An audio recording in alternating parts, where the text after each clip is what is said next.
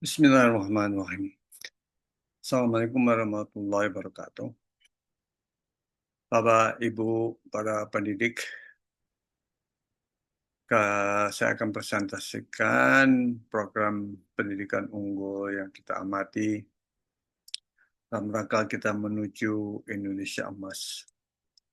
Sebagaimana dinyatakan dalam Rencana Pembangunan Jangka Panjang Nasional 2025-2045 yang sudah dinyatakan resmi dalam Undang-Undang.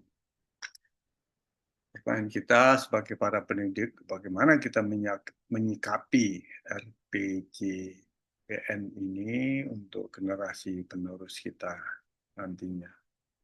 Ini menjadi isu yang penting untuk kita coba pikirkan bersama. Visi RPJPN ada 5 visi, semuanya ada 5 visi, menyangkut ekonomi, kemiskinan dan ketimpangan, peranan dunia internasional, serta masalah emisi gas rumah kaca. Tapi yang kita lihat secara lebih relevan adalah bagaimana daya saing sumber daya manusia diupayakan meningkat dalam 20 tahun. Ini yang menjadi sasaran bagi Gen Z dan Alpha sebagai penerus kita semua nanti. Juga di dalam rencana pembangunan nasional jangka panjang kita melihat ada transformasi Indonesia secara sosial, ekonomi, dan tata kelola. Dan yang saya berikan kotak biru ini bisa dibaca adalah transformasi ekonomi, menyangkut iptek inovasi dan produktivitas. Ini akan coba saya lebih tekankan. Dan ini terkait dengan ekonomi hijau, transformasi digital, integrasi ekonomi domestik dan global, selain pertumbuhan ekonomi di perkotaan dan pedesaan. Ini semua akan terkait erat dengan transformasi sosial dalam pendidikan berkualitas yang merata. Kata transformasi itu sendiri menunjukkan satu perubahan bersifat struktural, ya, sifat fungsi, struktur kondisi dari satu bentuk yang sekarang menjadi sesuatu yang lebih maju dan positif. Bisa menyeluruh, bertahap, bahkan bisa dilakukan secara lebih dramatis. Ini yang kita maksudkan dengan tujuan transformasi Indonesia 20 tahun. Bisa dilihat di link website Indonesia 2045.go.id. Sebelumnya, Presiden Jokowi pada saat penyusunan RPJPNN ini menyatakan banyak statement, moto, SDM unggul Indonesia maju, SDM sebagai kunci, kualitas sumber daya manusia untuk dikembangkan dengan cara-cara baru dan sebagainya. Dilanjutkan oleh Presiden Prabowo sekarang, pendidikan menjadi investasi masa depan sebagai prioritas utama, kemandirian bangsa, kata kemandirian disebutkan, dengan dimulai dari pendidikan yang berkelas dunia. Guru menjadi topik yang dibahas dan saya garis bawahi di sini sebagai fondasi utama kemajuan bangsa, yang guru sebagai pahlawan tanpa tanda jasa. Dapat dilihat statement-statement Presiden kita di dalam websitenya Sekretariat Kabinet resmi yang ada ditayangkan. Jadi memang penjabaran RPJPN 20 tahun ke depan ini dimulai dengan 5 tahun pertama, dimulai tahun 2025 ini yang sudah dilewati hampir setahun sudah oleh Presiden, yang itu dinyatakan dalam misi yang dituangkan dalam 8 asta cita.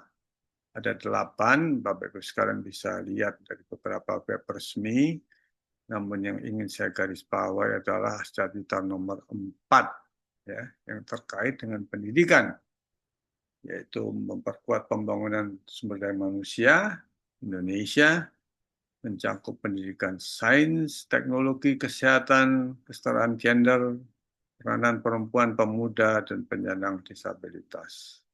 Intinya adalah menciptakan SDM yang unggul, inovatif, produktif. Oke. unggul, inovatif, produktif.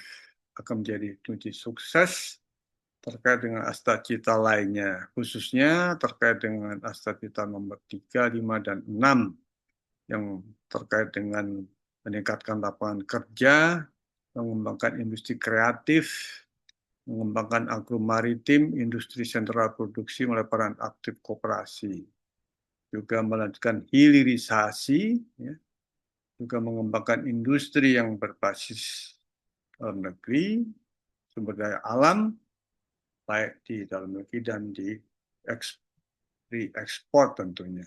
Dan ini untuk menuju pertumbuhan ekonomi, pemerataan, pemberantasan kemiskinan, membangun dari desa dan dari bawah. Semuanya asta cita nomor 4 menurut pengamatan saya adalah menjadi kunci untuk suksesnya asta cita yang lain ya. Ini akan terkait dengan cita-cita kita menuju Indonesia yang lebih maju nantinya. Lalu apa yang menjadi tolak ukur sebagai kunci sukses pembangunan sumber daya yang mencakup pendidikan sains dan teknologi? Jelas kita pahami tolak ukur utama adalah keterkaitan langsung dengan apa yang diajarkan dalam bidang STEM, sains, teknologi, engineering, dan matematik. Dengan nilai tambah yang dihasilkan SDM tersebut di dunia kerja, inovasi, ya, lalu juga produktivitas, terjadilah peningkatan kesejahteraan bangsa secara keseluruhan dari pertumbuhan ekonomi yang dihasilkan. Jadi memang asta cita 4 ini spesifik menyebutkan sains dan teknologi. Sementara kita tahu PISA itu memiliki domain khusus mengenai literasi sains dan matematika. Bisa mengukur outcome pendidikan, bukan sekedar input jumlah sekolah atau jumlah guru. Jadi memang bisa menjadi tolak ukur utama yang memverifikasi keberhasilan asta cita nomor 4 ini, terutama pada bagian SDM, sains, teknologi, dan pendidikan. Jadi, kalau memang kita punya angka PISA itu cukup memuaskan, tentu SDM kita akan lebih memuaskan. Tapi kalau PISA kita rendah, itu menunjukkan bahwa SDM Indonesia saat ini masih belum terbekali dengan keterampilan abad ke-21, yaitu mampu berpikir kritis dan mampu memecahkan masalah. Jadi program penguatan sains teknologi di level pendidikan dasar dan menengah sejauh ini dengan segala hormat atas upaya kerja keras semua pihak belum berhasil menciptakan literasi yang diperlukan menuju cita-cita Indonesia emas kita. Dibuktikan dengan angka ini yang saya coba plot dari data PISA kita sejak 2003 sampai 2022 yang terakhir, angka kita relatif rata ya, berkembang rata dari 2003 sampai 2015, namun turun drastis sampai ke tahun 2022 kemarin ini. Ya, kita jauh di bawah angka negara industri maju yang di angka rata-rata 472 gitu ya. Kenapa bisa ini saya coba angkat ya dengan kaitannya dengan RPJPN gitu ya. Karena transformasi sosial itu menuntut ada SDM yang memang punya kemampuan berpikir kritis dalam mengaplikasikan sains, matematika, dan membaca di dalam konteks dunia nyata, dunia sosial, kehidupan masyarakat kita. Hasil PISA yang rendah relatif tadi menunjukkan bahwa fondasi kompetensi berpikir kritis untuk SDM kita yang unggul masih jauh dari harapan. Apalagi juga kalau dikaitkan dengan transformasi ekonomi yang bicara inovasi, produktivitas, dan teknologi, ya, maka iptek, inovasi, industrialisasi, produktivitas itu diukur sejauh mana siswa kita siap memahami isu ilmiah dan teknologi yang menjadi dasar mereka menjadi peneliti, insinyur, inovator, wirausahawan di masa depan nanti. Dan kalau kita bicara mengenai daya saing global yang diinginkan dari SDM yang unggul, maka angka PISA kita menjadi salah satu tolak ukur global menunjukkan posisi Indonesia dalam memproduksi SDM yang siap di tingkat internasional. Memang PISA ini dirancang ya dengan secara sistematik dan cukup hati-hati begitu untuk memberikan data empiris mengevaluasi efektivitas sistem pendidikan suatu negara dan bagaimana mereka merancang intervensi kebijakan yang lebih tepat gitu ya. Jadi peningkatan skor PISA adalah langkah awal yang terukur untuk menuju pencapaian daya saing global yang diinginkan dalam cita-cita Indonesia Emas ke depan nantinya. Dari infografik Kompas diperlihatkan bagaimana posisi Indonesia ya dibandingkan dengan negara lain. Ya, negara OECD ada di atas dengan angka rata-rata 472. Yang di atas mereka itu adalah Singapura, Jepang, Taiwan, dan Korea Selatan untuk Asia. Untuk negara ASEAN, Singapura yang di atas. Ya. Sementara Vietnam mendekati angka OECD. Brunei di bawahnya, Malaysia, Thailand, baru Indonesia. Dan di bawah kita cuma unggul di atas dua negara, ASEAN, Filipina, dan Kamboja. Inilah situasi yang kita hadapi saat ini sebagai satu gambaran, gitu ya. Sementara PISA adalah termometer global yang mengukur seberapa jauh kita siap ya untuk mencapai ambisi cita-cita Indonesia Emas melalui kebijakan seperti yang dituang dalam Asta Cita nomor 4 tadi.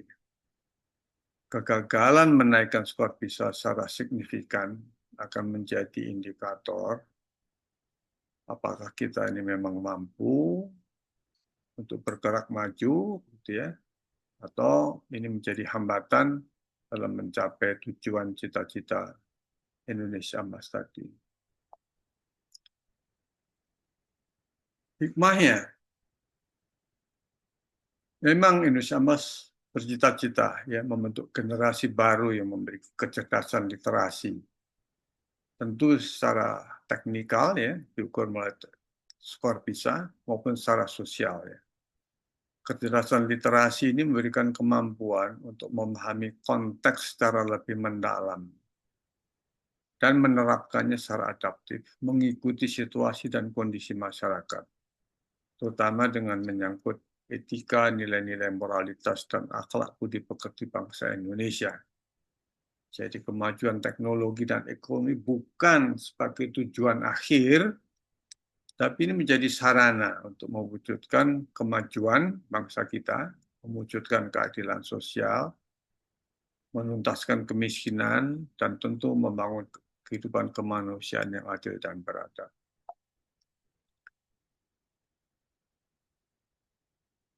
Ini sekedar catatan awal saya untuk melihat bagaimana Indonesia Emas dikaitkan dengan pendidikan kita, terlihat dan tercermin dari skor PISA anak-anak Indonesia, seberapa generasi kita untuk penerus ini bisa dipersiapkan menjadi mereka yang akan mampu untuk memang hidup dan berkembang dalam masa yang lebih baik daripada sekarang. Saya akan lanjutkan di bagian kedua untuk mencoba melihat bagaimana negara-negara lain bisa melakukan program pendidikannya sehingga kok mereka bisa mampu mencapai skor yang tinggi ini. Kita lanjutkan di bagian kedua.